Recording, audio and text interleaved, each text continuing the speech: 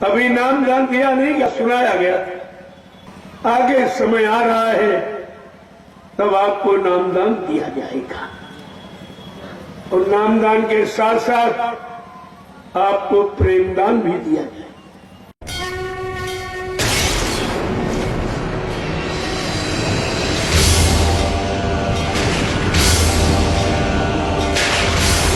अभी नामदान दिया नहीं, क्या सुनाया गया, और सुनी सुनी बात आप भूल जाते हो, तभी आप नामदान की महिमा भूल गए, नामदान का काम क्या वो भी भूल गए, नामदान देने वाला कौन होता है उसकी पहचान भूल गए।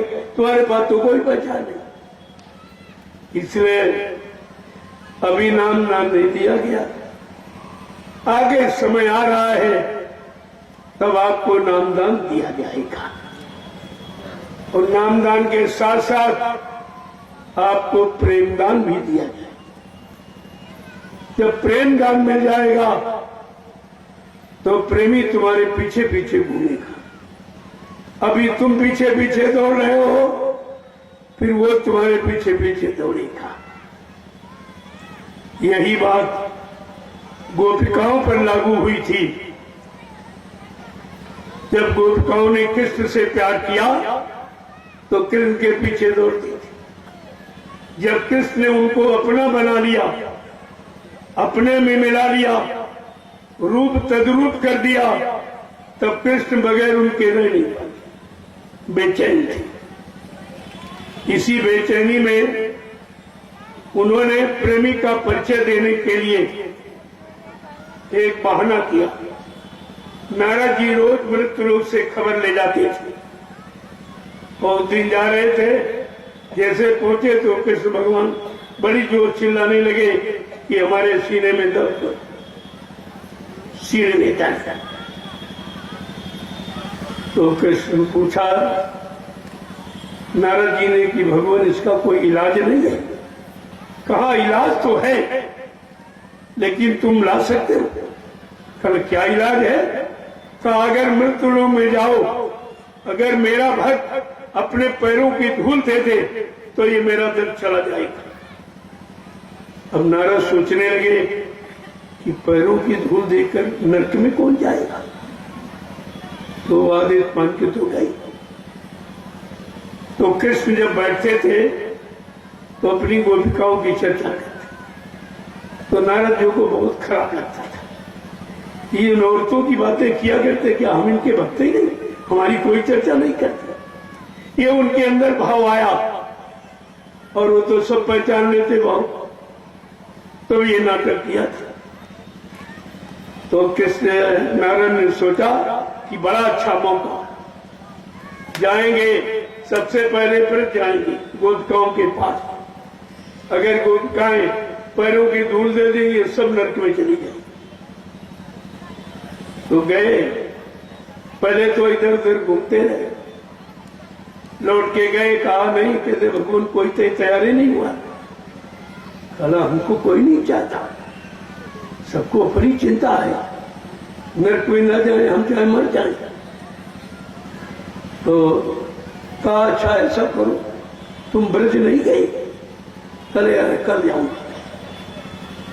बड़े खुश हुए और गए कि अगर गोपिकाएं पैरों की धूल देंगी तो सब नरक में चली जाएगी, इनका ये सब उपदेश समाप्त हो जाएगा। तो जैसे पहुंचे तो गोपिकाओं ने देखा, कहते अरे भाई हमारे प्रेमास्पद आ गए, हमारे प्रेमी के पास से आ गए। बड़ी दौड़ी खुशी, हमको लिखो कहा, हमको लिखो कहा, हमको कोई पाती कोई चिट्ठी दी कि नहीं दी। अरे तुम ये चिट्ठी बात करती हो, तुम्हारे प्रेमास्पद बहुत बीमार है, बहुत तकलीफ हुई, कल क्या हो? कल उनके सीने में दर्द हो, का कोई दवा उपचार नहीं बताया। कल को बताया, कल क्या कहा कि जाओ, अगर मेरे भक्त अपने पैरों की धूल दे दे तो मेरा ये दर्द चला जाएगा। तो गोपिकाएं सबको बुला लिया, इकट्ठा किया और फट से पैर झाड़ने लगे।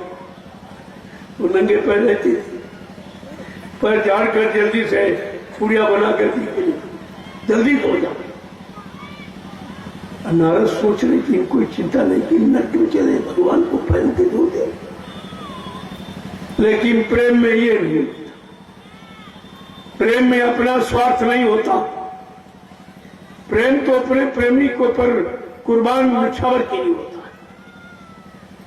और जब रास्ते में सोचा कि कोई बात तो जरूर है, लाओ पहले हम ही खा ले थोड़ी, तो थोड़ा निकाला और नारद भी खा गए और लेके गए।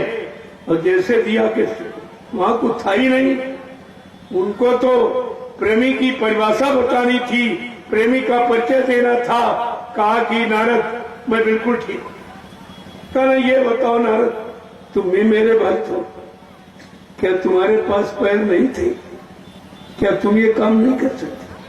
लेकिन तुमको अपने स्वार्थ की चिंता थी कि मैं कहीं नरक में न चला जाऊं।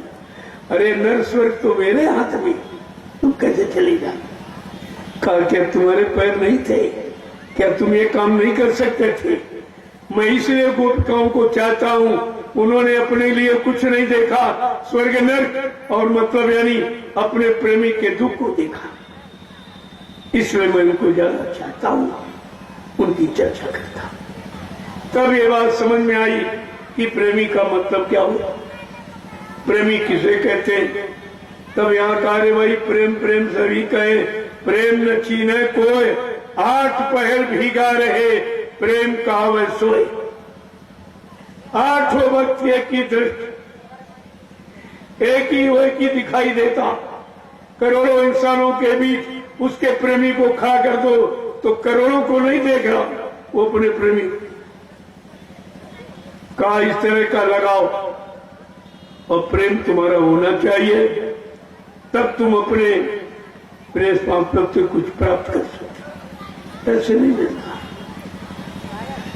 तो जब कृष्ण भगवान का काम हो गया तो उन्होंने ऐसे नहीं चुपके से, जैसे आप चिल्ला पड़े बाबा जी चले गए, ऐसे चुपके से नहीं। जब काम हो जाता तब वो कह के जाता, जो काम करने आता। ये हमारा इतिहास बता रहा, वो भी एक काल शक्ति, जब काल शक्ति कह के गई तो दयाल शक्ति क्या चुपके से चली जाएगी? तो मतलब यानी कृष्ण भगवान ने कहा कि भाई देखो मेरा काम हो गया, मुझे जिस काम से भेजा गया, धर्म की स्थापना, दुष्टों का संहार और भक्तों की मदद, मैं उसके लिए आया, मेरा काम हो गया, अब मैं अपने परम धाम को जाऊंगा। ये बात उनके प्रिय मित्र उद्धव जी ने सुनी। वो दौड़ के आए, कहा भगवान क्या आप परम धाम को जाओ? क्या आपका परम धाम और कहीं है? अरे उद्धव ये तो मृत्युलोक है, यहाँ जो शरीर धारण करेगा और काम करने का वादा किया वो काम करके ये शरीर स्वेच्छा से काल को सौंप देगा कि भाई ले अपना शरीर, मैंने तो काम कर दिया। वो हंसी खुशी से लेके चले जाते। तो मतलब उद्धव जी कहने लगे आपने कभी ऐसा कभी बताया नहीं? कहना उद्धव जी हमसे किसी ने पूछे नहीं, बताते क्या? कहा हमारा पूरा जीवन आपके साथ चला गया, अब ऐसा करो कम से कम आप अपने धाम तो ले चलो हमको। तो कृष्ण का ये उद्धव ये काम मेरे में, मैं किसी जीवात्मा को ले नहीं जा सकता। हाँ तुमने मेरे साथ अगर जीवन यापन किया है तो मैं आपको युक्ति बताए देता हूँ। जाओ उद्धव बद्री का आश्रम, स्वतिनिष्ठ ब्रह्मनिष्ठ जब संत महापुरुष इस मृत्युलोक मंडल पर आएंगे और नाम को जगाएंगे और नाम की साधना कराएंगे, तो नाम की साधना करके और पाप उन दोनों को जब तुम छोड़ दोगे तो मेरे घर आ पाओगे। उद्धव पाप पुण्य तो न से, वो हमारे घरवासी। उद्धव जो पाप पुण्य दोनों को छोड़ देगा वो मेरे घर आ सकता। बताइए गोलोक जाने के लिए भी पाप और शुद्ध सब दोनों कर्म पुण्य पाप छोड़ना पड़ता है। तो सतलोक जीवात्मा तो सतलोक की रहने वाली, कोई गोलोक कोई सतलोक यानी साकेत लोक की तो है नहीं। जब रामकृष्ण के लोग में जाने के लिए पाप पुण्य छोड़ना पड़ता है, तब जा सकती, क्योंकि ये गंदगी है।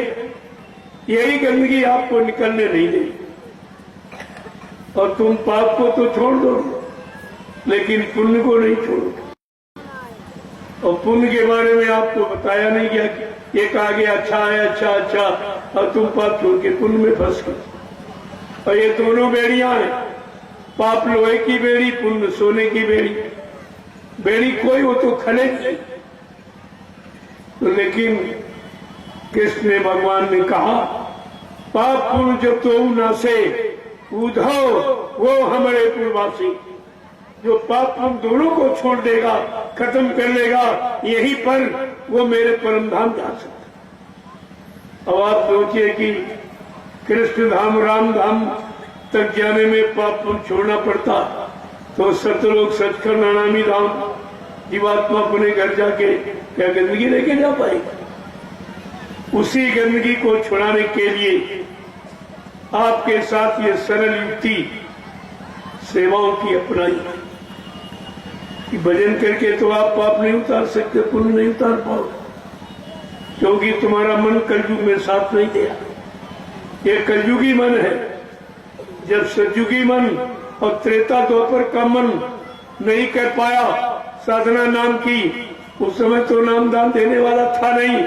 जब वो जीवात्मा का कल्याण किसी पुण्य शुभ कर्मों से नहीं कर पाए, ये बेचारा कलयुग का जीव या क्या?